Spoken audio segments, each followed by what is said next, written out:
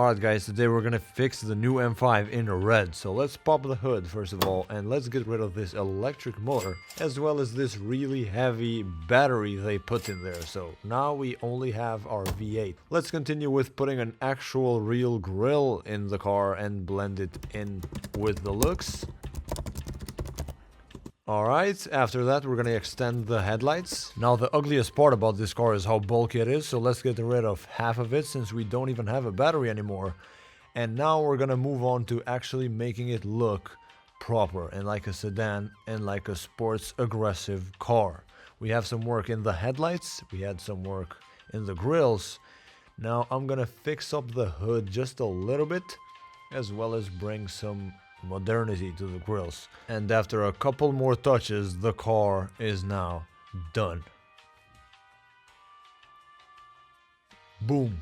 Looks much better than the old one. It looks much more proportionate than this bulky old car, which is kind of elegant honestly, but nah, this looks much better. Please let me know which I should do next and I'll have it done within 24 hours. Subscribe for more and watch this video right now.